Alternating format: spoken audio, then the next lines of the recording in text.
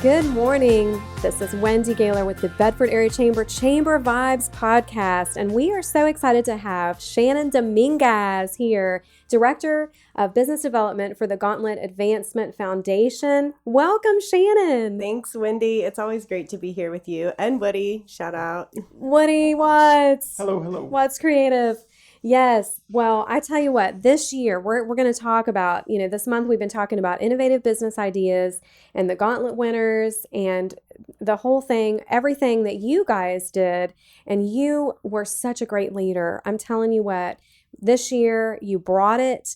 Everybody there said, this is such a great program. Anyone and everyone that wasn't a part of it, they now want to be a part of it just because of all that you did to market it and bring this all together. Kudos to you. Truly, you were inspirational. Oh, well, thank you. I appreciate that. It was a lot of fun. It was challenging, innovative. It kept me engaged, and I believe in it. I could see how it works. You could hear from past stories of entrepreneurs, and those entrepreneurs stepped up and helped me when I would get stuck in certain areas with the program. So I saw the benefits, and I just want everyone to know about it because it can help you if you're an entrepreneur. Don't do it alone. Absolutely. This is a community, and you really led it so well. I'm not kidding, because you had stuff on Facebook, on social media, constantly in front of people. That 10 weeks was more than 10 weeks. You started back in what, January? Yeah. It was, trying to you got to build, you've got the momentum, right? And so you start building that,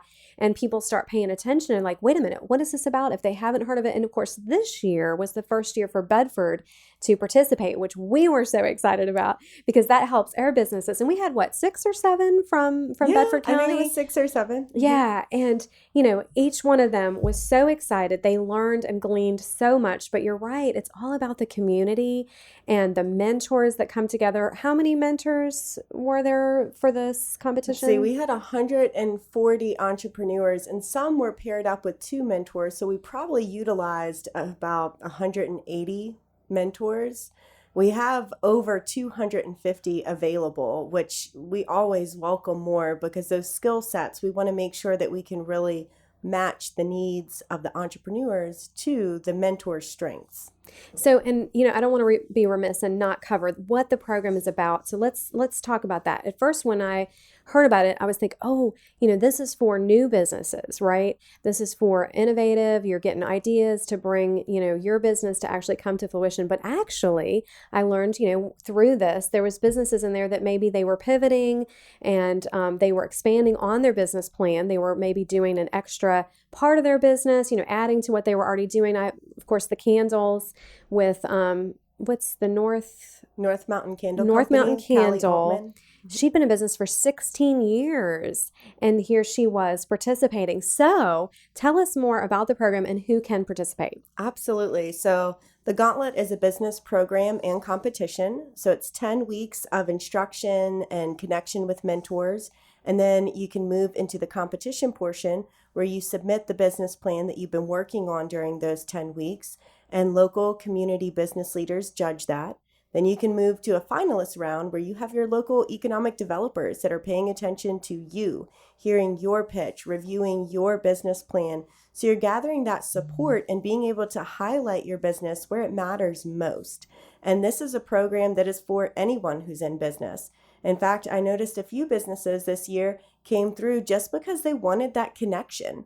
They maybe had masters in business, like Bonnie Chavez with Building Beloved Communities. She has a master's in business. She said there wasn't much that she didn't necessarily know already, but the connections. And she has been hired on by another company in the Gauntlet. She has mentored and helped and consulted with dozens of other entrepreneurs through the Gauntlet program. So it's incredible. If you're looking to get connected, if you're looking to, like Candace mentioned, be forced to make that business plan, because otherwise, why would you? There's always going to be something else. But when you have a program that's keeping you on track, holding you accountable, that can make you put those ideas down on paper. And when they're on paper, you can work with them and make exponential progress.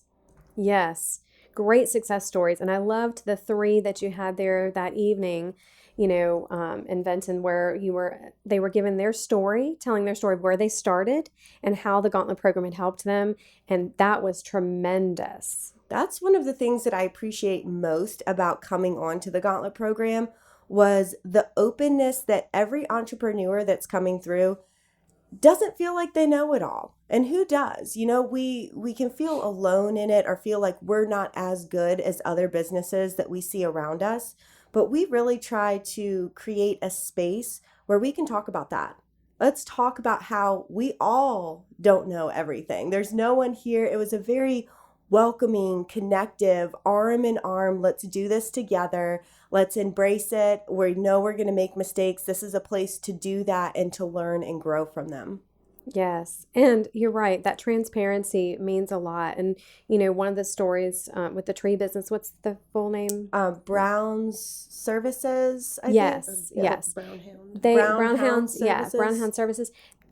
What a tremendous comeback, overcoming story where they came from nothing, literally nothing. On welfare. And then they developed this business plan. The Gauntlet program helped them. And now to hear where they are. I think they said they're projected at over $1 million Yes, this year. for this that year. is phenomenal. And not a long time either. So it was huge. And I loved how they were so transparent, and that speaks to everyone.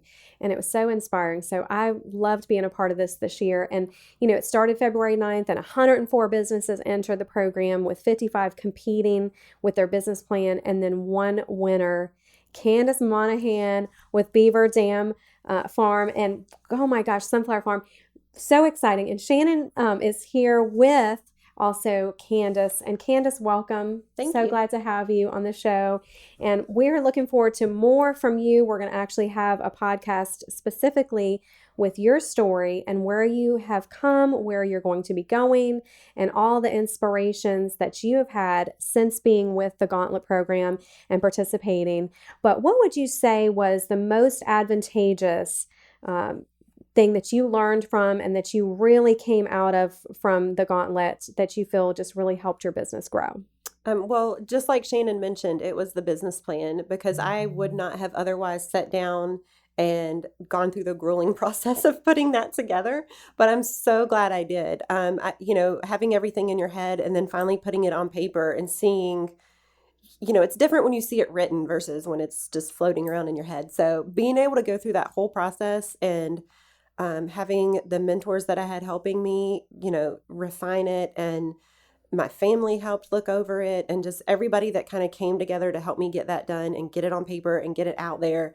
And now I have it. So now year to year, I can adjust it and change it, and it can grow with us. So that was definitely, I'm so glad that we were able to do that and get that on paper. Sure. And what a great plan it was. And you have such great innovative ideas to come.